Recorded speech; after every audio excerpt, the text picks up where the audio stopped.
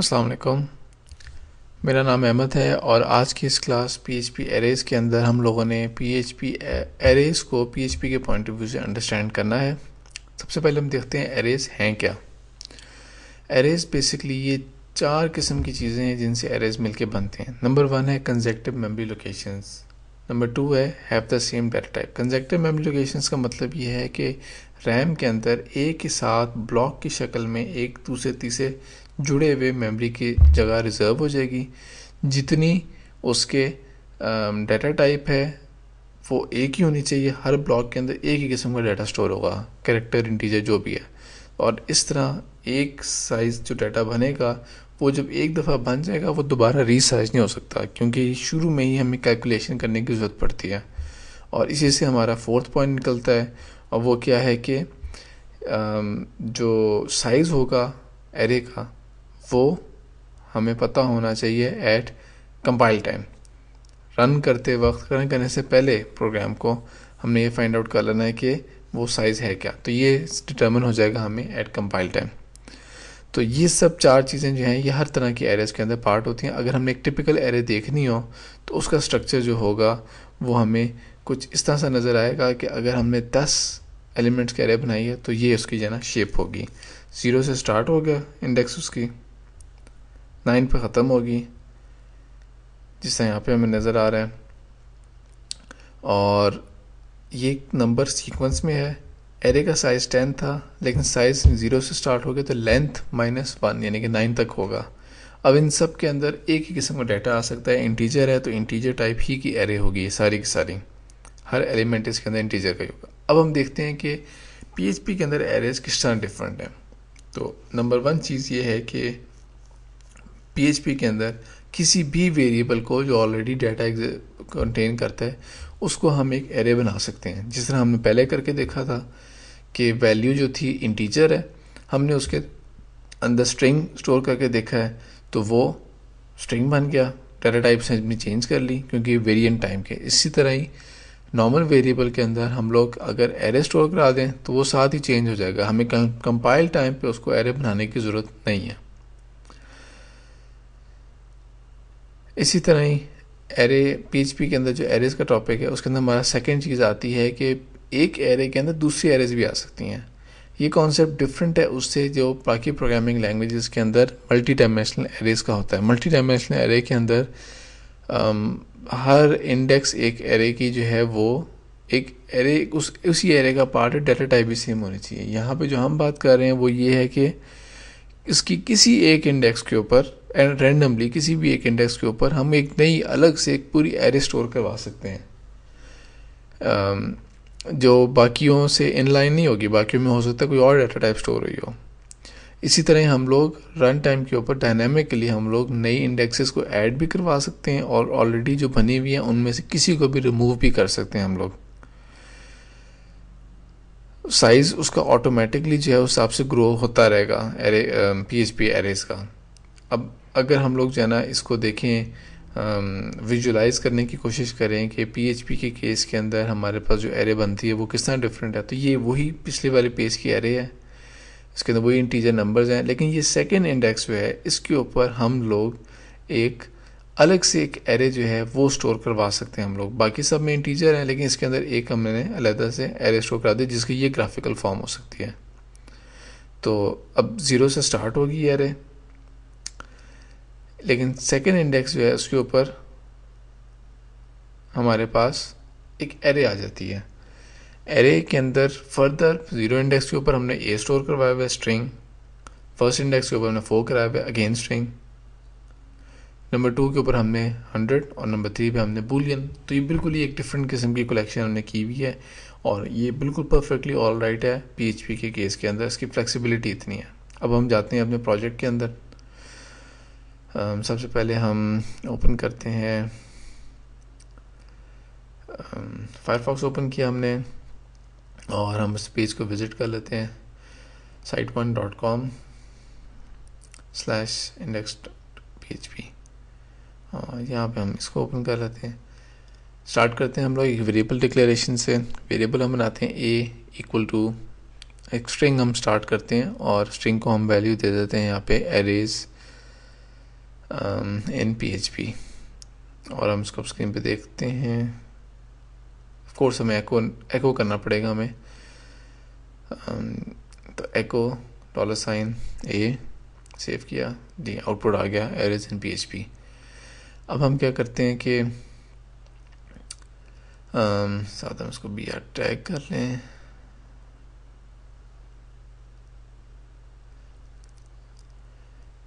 ठीक है, अब हम क्या करते हैं कि इसको ओवरराइड करते हैं। एरे किस तरह डिक्लेयर होती है? Simple array bracket open bracket close, ये एक डिक्लेरेशन है एरे की, कि एरे हमने डिक्लेयर करनी है यहाँ पे।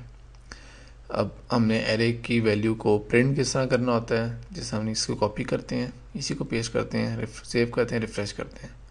पहली लाइन में तो एज इट इज़ आ गया हमारे पास एरेज इन PHP, लेकिन सेकंड के अंदर वो हमें सिर्फ इतना बता रहा है कि एरे। इसका मतलब ये है कि एको जो है वो इटसेल्फ कैपेबल नहीं है डिस्प्ले करने के लिए एरे को। तो हमें एको की जगह हमें एक बेटर ऑल्टरनेटिव यूज़ करना पड़ेगा इसके लिए।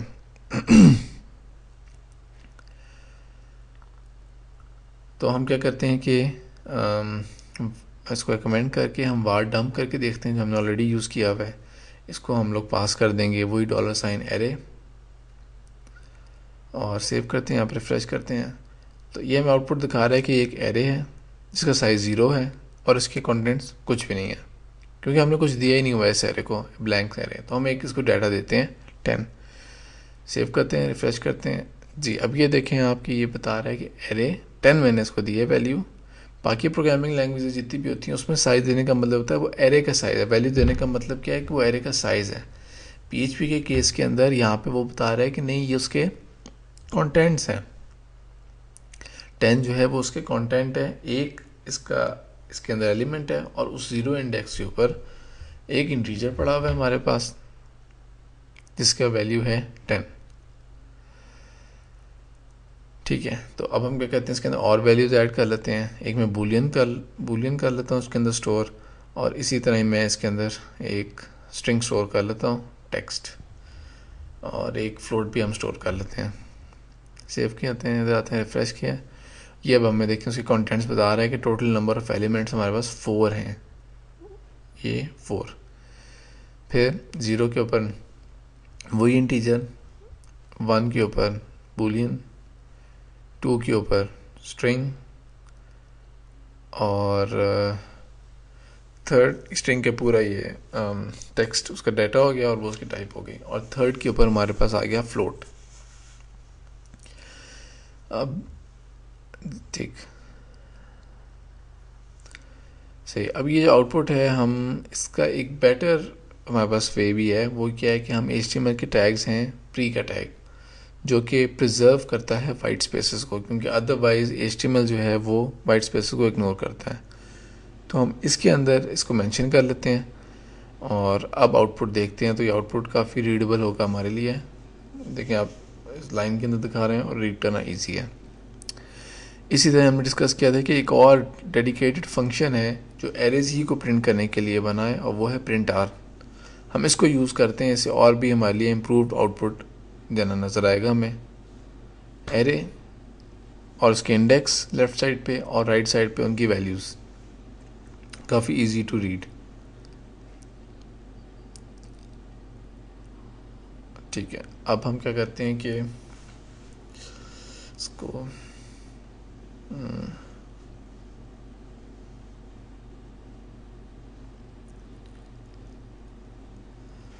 अब हम जो है इस एरे के अंदर और मज़ीद जो डाटा है वो हम ऐड करके देखते हैं कि इसके अंदर हमने देखा था कि ग्रो किस तरह कर सकती है एरे। तो सिंपली क्या करते हैं हम लोग कि इसका इंडेक्स यहाँ ख़त्म हो रहे थे, थर्ड के ऊपर इसका इंडेक्स ख़त्म हो रहा था, लास्ट 0 1 2 3।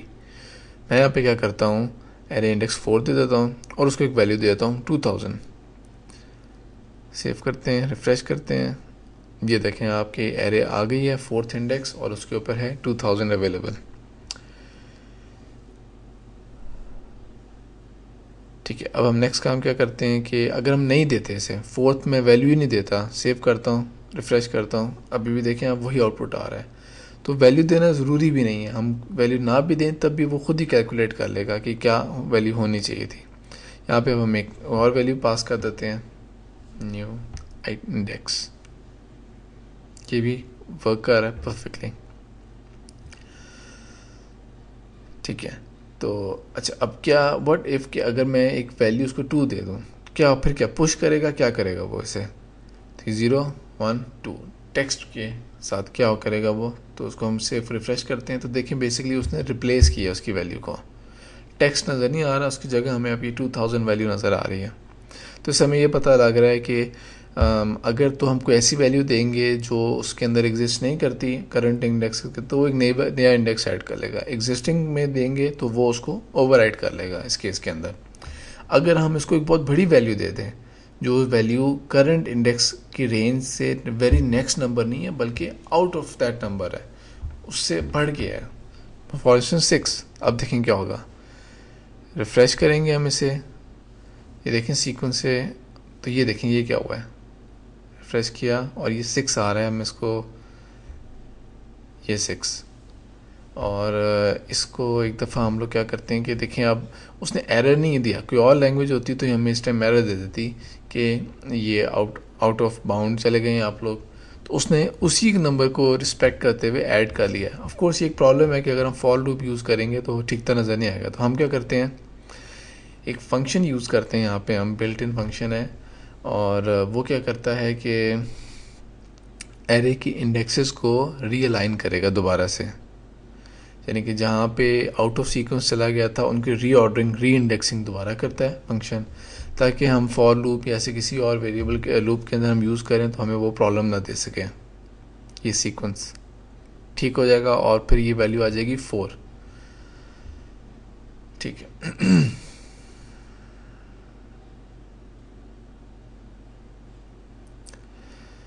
को पहले हम 5 को करके देखें। अगर हम 5 को करके देखते हैं तो ये हमें एरर दे रहा है एक, वो कह रहा है कि नहीं ऐसा तो कोई इंडेक्स एग्जिस्ट नहीं करता। ठीक है। तो वो जो फंक्शन है वो उसको यूज़ किस तरह करना है, एरे अंडरस्कोर वैल्यूज़, इसको हम वो एरे देंगे जिसके इंडेक्सेस को हमने ठीक करना है और ये रिटर्न करेगा। तो हम उसको उसी में सेव करके रिफ़्रेश करते हैं तो आप ये देखें उसने सारे इंडेक्सेस को ठीक कर दिया। इसका आउटपुट हम ज़रा बेहतर कर लेते हैं, पहले हम पुराना भी प्रिंट करके देख लेते हैं और फिर हम नया कंपेयर करके देख लेंगे। ये देखें ओल्ड आउटपुट ये आ रहा है हमारे पास, जिसके अंदर इंडेक्सेस डिफ़र कर रही हैं, और नीचे ये हमारे पास ठीक आउटपुट आ रहा है अब नज़र। इसके अंदर अब हम उसने री इंडेक्स करके इसी वेरिएबल के अंदर इसको स्टोर करा दिया। 0 1 2 3 4।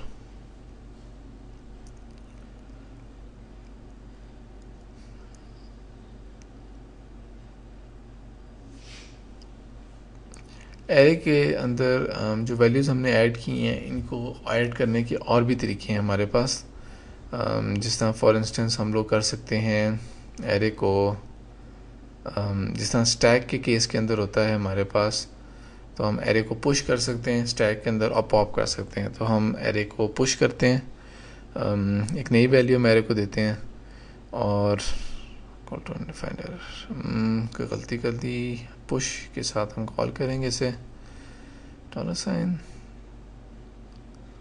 नहीं कोई गलती हो रही है, एरे अंडरस्कोर पुश, हाँ यस एग्जैक्टली ये फंक्शन था, सॉरी ये इसके अंदर हमने क्या करना है, बेसिकली हमने पहले इंडेक्स देना है उसको वेरिएबल उस वैल्यू, और ये उसको पुश कर देगा। ये एंड में आप देख लें जहाँ तक गया हुआ था उससे आगे उसको पुश कर देगा, ऐड कर देगा 100 को एरे के बिल्कुल एंड में जाके।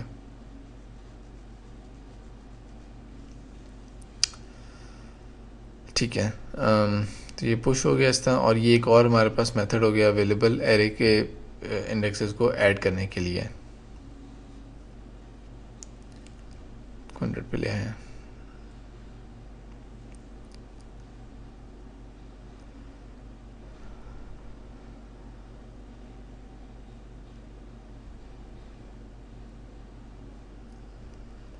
ठीक है, तो ये एक बात क्लियर हो गई हमारे लिए।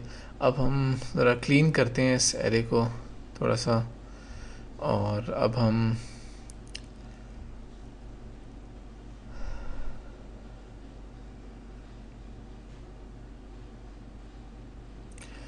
एक इंडेक्स को डिलीट करके देखते हैं। तो अनसेट एक फंक्शन हमारे पास है जिसके थ्रू हम लोग किसी भी इंडेक्स के एरे की किसी भी इंडेक्स को हम डिलीट कर सकते हैं। सेव करते हैं इसे और यहाँ जाके रिफ्रेश करते हैं तो देखें सेकंड इंडेक्स अब हमने डिलीट कर दिया है। सेकंड इंडेक्स जो ये थी टेक्स्ट थी वो हमने डिलीट कर दिया इसमें से अनसेट से। और अनसेट का फंक्शन वैसे भी यूज़ किया जा सकता है किसी और वेरिएबल को डिलीट करने के लिए, ज़रूरी नहीं है कि इसका ताल्लुक एरेज के साथ ही हो। अच्छा, हमारे पास अब एक और तरीका भी है रिमूव करने का, और वो है पॉप। जिस तरह स्टैक इम्प्लीमेंटेशन के अंदर हमने एरे के अंदर वैल्यू पुश की थी, इस तरह हम एरे को पॉप भी कर सकते हैं। लेकिन पॉप जो है वो हमेशा एंड से होता है, एरे के एंड से होगा। लेकिन हम अनसेट हम किसी भी सीक्वेंस में कर सकते हैं। अनसेट करने के बाद ऑफ कोर्स हम लोग चाहें तो हम लोग एरे अंडरस्कोर वैल्यूज़ को दोबारा कॉल करके री इंडेक्सिंग कर सकते हैं एरे की। तो हम उसको ज़रा कर लेते हैं। ज़ीरो इंडेक्स के ऊपर हम लोग एक नई एरे बना के देखते हैं, यानी कि array with in an array. Blank array थी, अब हमने उसके अंदर इंडेक्सेस ऐड करनी है। 0 के ऊपर मैंने 100 करा लिया। सेव करते हैं। ये देखें अब 0 इंडेक्स के ऊपर एक और एरे स्टोर हुई हुई है और उसके 0 इंडेक्स के ऊपर 100 की वैल्यू स्टोर हुई हुई है हमारे पास।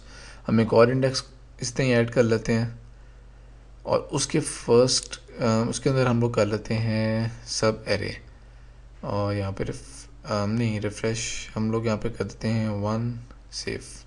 ठीक है, तो इस तरह देखें एरेज और उसके अंदर सब एरेज हमारे पास ऐड हो गई हैं।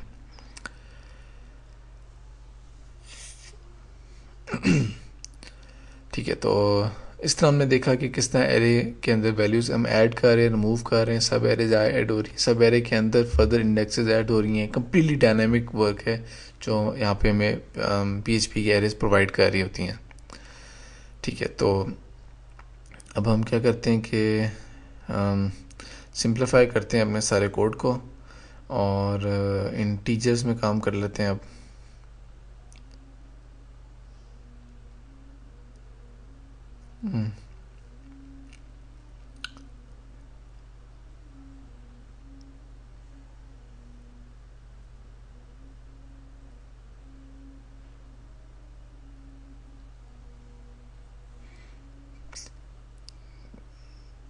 ठीक है, सिंपल। अब हमारे पास वैल्यूज़ हैं 634, 453, 1212 और इसी तरह हमारे पास वैल्यू है 843।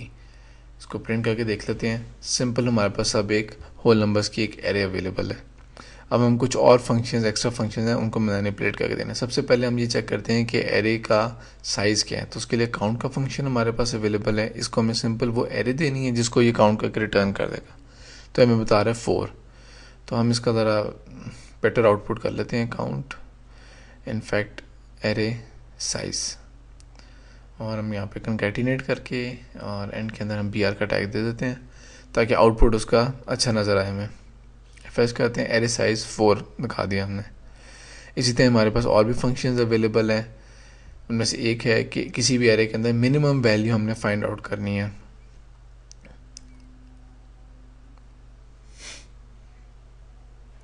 मिन का फंक्शन है और सेव करते हैं। ये बता रहा है 453 जो है वो मिनिमम वैल्यू है एरे के अंदर। ठीक है, इसी तरह ही हम लोग मैक्सिमम वैल्यू भी चेक कर लेते हैं।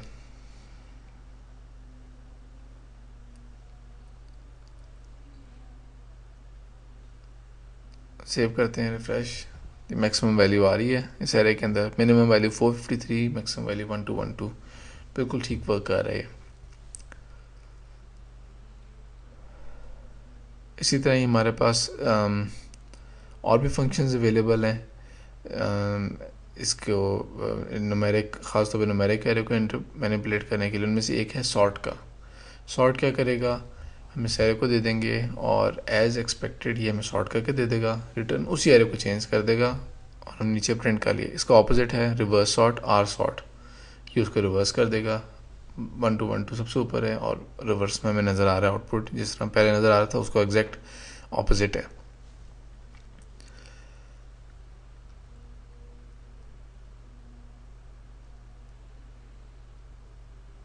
ठीक है, तो न्यूमेरिक वैल्यूज़ के अंदर हमने इस तरह करके देख लिया। ये चार टोटल 5 फंक्शंस हम लोगों ने यूज़ करके देखे हैं। अब हम क्या करते हैं कि चेक करना है कि क्या जो हमारे पास ये है वेरिएबल है ये एरे है भी कि नहीं है। तो उसके लिए हमारे पास फंक्शन अवेलेबल है इज़ एरे। इसको हम एरे पास करेंगे, यह हमें रिटर्न करके बताएगा कि क्या ट्रू बूलियन में देगा। तो हम उसको एको करके देख लेते हैं आउटपुट को, और आउटपुट हम जो कर लेते हैं कि is A is single quotes हमने यूज़ किए हैं जिसे हमने लास्ट लेक्चर में एक्सप्लेन किया था। A is an array, else echo A is not an array. A is an array, A is not, इस केस में आ रहा है A is not an array क्योंकि अभी हमने पहले करके देखे एरे बनाने से पहले। अब इसी कोड को हम एरे बनाने के बाद नीचे पेस्ट करते हैं, सेव करते हैं, रिफ्रेश करते हैं, तो अब हमें बता रहा है ए इज़ एन एरे। तो इस तरह हमें ये भी पता लग सकता है कि एक पर्टिकुलर वेरिएबल जो है वो क्या एरे है या नहीं है। एरे है तो हमने उसको किसी और तरीके से आउटपुट लेना है हमने, और अगर एरे नहीं है तो हमने किसी और तरीके से डिफरेंट मेथड से हमने उसका आउटपुट लेना होगा। ठीक है, अच्छा अब हम देखते हैं कि एरे को हम लोगों ने मैनिपुलेट भी करके देख लिया, लेंथ देख ली, वैल्यूज़ डायनामिकली ऐड करके देख लिया, ये भी देख लिया कि कोई वेरिएबल एरे है भी कि नहीं है। अब हमने उसके बाद ये देखना है कि एरे के अंदर सर्चिंग भी पॉसिबल है कि नहीं है। तो सर्चिंग के लिए हम लोग पहले टेक्स्ट क्लियर करते हैं और यहाँ पे हम लोग लिखते हैं अब एको और इसके अंदर br, न्यू लाइन के अंदर कोड लिख लेते हैं।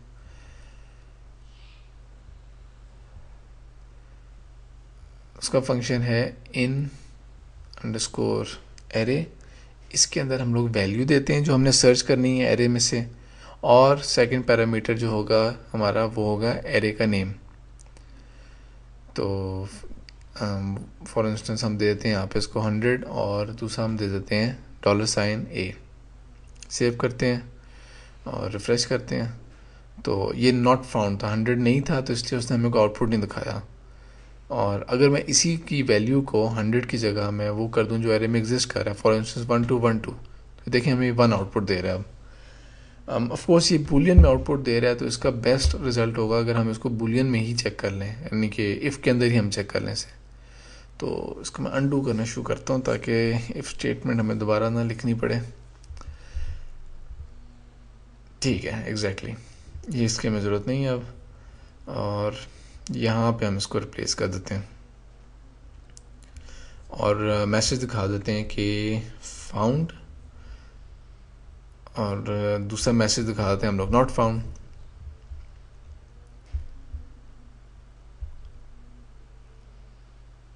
सेव, रिफ्रेश, हमें दिखा रहे हैं फाउंड।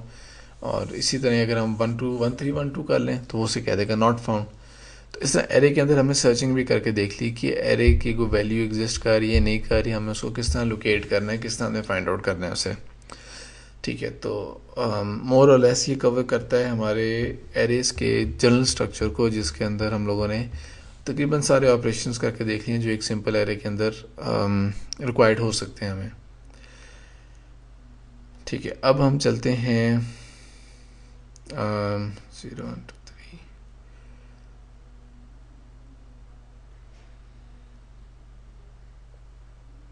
सारे कोड को क्लियर करते हैं हम लोग,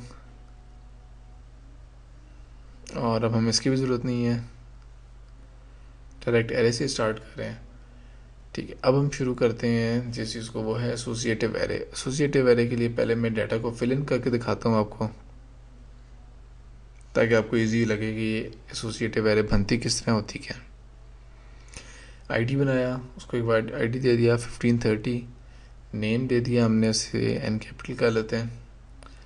नेम को हम अलग वैल्यू दे देते हैं, अहमद दे देते हैं वैल्यू, और थर्ड में हम जेंडर कर लेते हैं। जेंडर को हम वैल्यू दे देते हैं मेल, स्ट्रिंग में।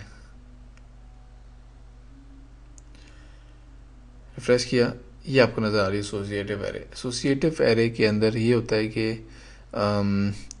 इसके हमारे पास ज़ीरो से लेके आगे नंबरिंग इंडेक्सिंग में नहीं होगी, बल्कि हम खुद वैल्यू देंगे। हमने आईडी दे दिया, ये स्ट्रिंग भी हो सकता है, न्यूमेरिक भी हो सकता है, जिस तरह अभी हमने देखा है।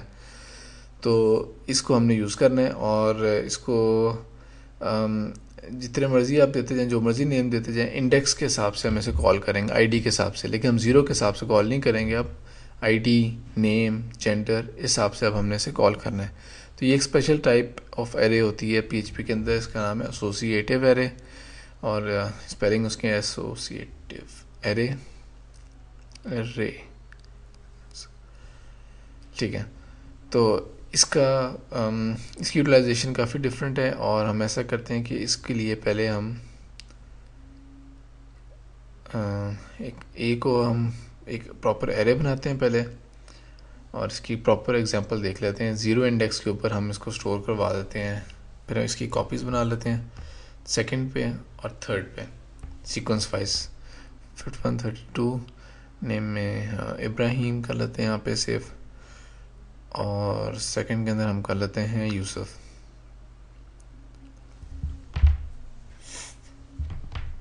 ठीक है, सेव करते हैं, रिफ्रेश करते हैं। अब ये देखें आपकी, ये एक ऐसी एरे है जो कि न्यूमेरिक नॉर्मल एरे है, और उसके हर इंडेक्स के ऊपर एक एसोसिएटिव एरे हमारे पास स्टोर हुई हुई है। तो इस तरह हम उसको जो है ना वैल्यूज़ उसकी देख रहे, व्यूएबल है हमारे पास, कि एक तरह से वो एक ऑब्जेक्ट हमें फील हो रहा है कि जैसा हर एरे जो है वो एक ऑब्जेक्ट स्टोर कर रही है, जिसके आगे फर्दर डिटेल्स हैं, उसके आईडी है, उसका नेम है, जेंडर है, जो कि वेरी नेचुरल है, अदर देन कि हम 0 1 2 3 में ये नेम और वो चीज़ें स्टोर करते हैं जो हमारे लिए ट्रेसेबल ना होती। अब हम क्या करके देखते हैं कि यहाँ पे एक स्पेशल लूप है, फॉर ईच लूप, जो बेसिकली एरेज को रीड करने के लिए बनाया गया है, और है ही बना ही वो एरेज के लिए वो। तो इसका पहले हम देखते हैं फॉर ईच के अंदर हमने इसको किस तरह लिखना है, $, एरे, बल्कि बेहतर ये है कि हम यहाँ पे एरे का अगर नाम चेंज कर लें तो इसको लिस्ट कह देते हैं हम लोग, लिस्ट, और लास्ट में भी लिस्ट, इसको भी लिस्ट कह देते हैं, ठीक, एज आइटम। ठीक है, अब होगा क्या कि एक दफ़ा, बल्कि इसको भी मैं कोड पहले कंप्लीट कर लूँ, उसके बाद देखते हैं कि एग्जैक्टली ये रन किस तरह होता है। तो एको आइटम, और इसके ब्रैकेट्स के अंदर हम यहाँ पे मेंशन कर देते हैं आईडी, बल्कि नेम। सेव करते हैं, और इसका आउटपुट हम लोग चेक कर लेते हैं, इसको BR करके। ये आउटपुट हमारे पास आ रहा है। ये एंड के अंदर हमें एक एरर आ रहा है, इसको हम ठीक कर लें। लिस्ट, सेव, फ्रेश, ठीक है। ठीक, अब देखें, इसको अंडरस्टैंड करें कि क्या है। एक लिस्ट मैंने सिंपल रीनेम किया है वेरिएबल को, और कुछ चेंज नहीं किया, लिस्ट कर दिया है। तो इसको किस तरह रीड करेंगे, for each list as item. इस लूप का फ़ायदा ये है कि हमें काउंट करने की ज़रूरत नहीं है, हमें इंक्रीमेंट करने की ज़रूरत नहीं है, हमने उसका मैनेज नहीं करना।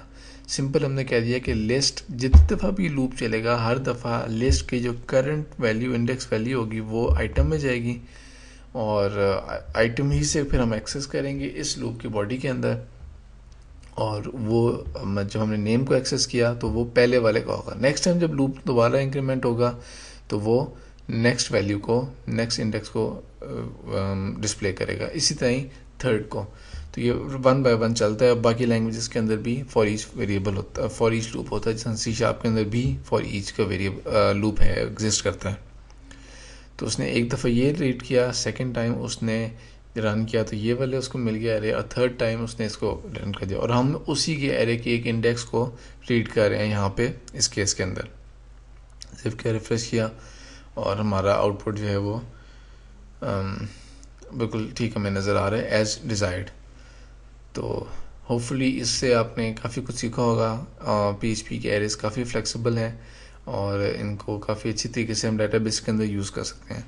नेक्स्ट क्लास तक के लिए अल्लाह हाफिज़।